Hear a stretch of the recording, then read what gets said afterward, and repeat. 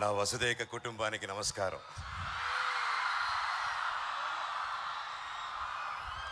నాన్న, many happy returns of the day to you నాన్న. మా నాన్నగారికి ఏమి ఇవ్వాలి అనుకుంటున్నా, ఏది ఇవ్వాలనుకున్నా చాలా తక్కువే. ఎందుకంటే జీవితంలో ఆయన అన్నీ చూసేస్తారు, ఆయన దగ్గర అన్నీ ఉన్నాయి. కాకపోతే కొడుకుగా నేను ఒకటే ఎప్పుడు చెప్తూ ఉంటాను, మా నాన్నగారు నేర్పించిన లెసన్స్, క్రమశిక్షణ, ఎవరిని మోసం చేయకుండా 10 మందికి తోడుగా ఉంటూ జీవితం అలాగే సాగించాలని నా కోరిక. అండ్ మా నాన్నగారికి నా ప్రాణం తప్ప ఏమి ఇవ్వలేను. సో ఈ జీవితాంతం ఈ ప్రాణం మా నాన్నగారి కోసమే. హ్యాపీ బర్త్డే నాన్న.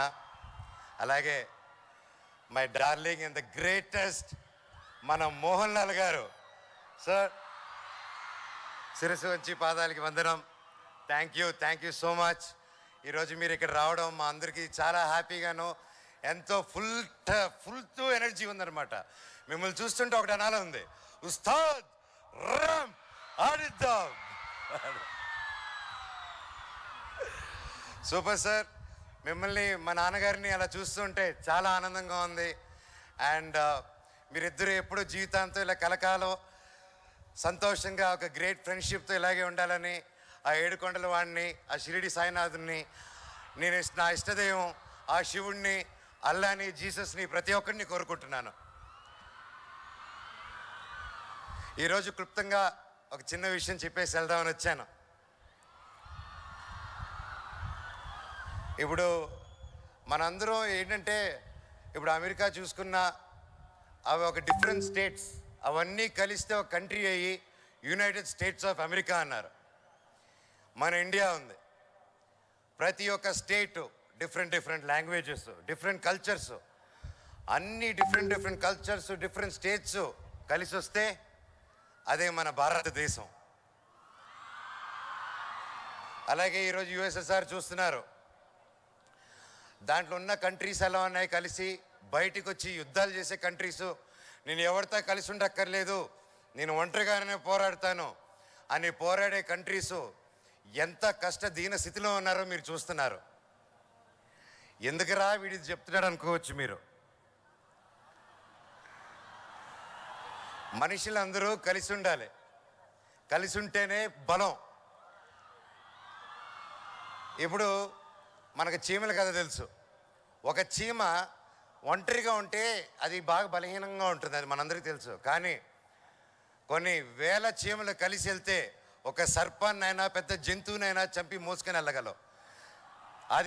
అది యూనిటీలో ఉన్న పవర్.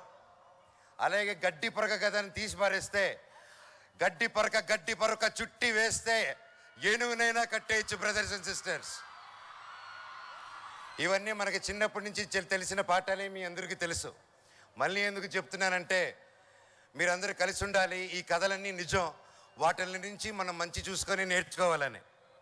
ఈ క్యాంపస్ నుంచి మీరు వదిలి వెళ్ళినప్పుడు ఇక్కడి నుంచి మీరందరూ విడిపోయి వెళ్ళట్లేదు. ఇక్కడి నుంచి ఒక గొప్ప వసుదైక కుటుంబం అనే ఒక ఫ్యామిలీని క్రియేట్ చేసుకొని బయటకు వెళ్తున్నారు.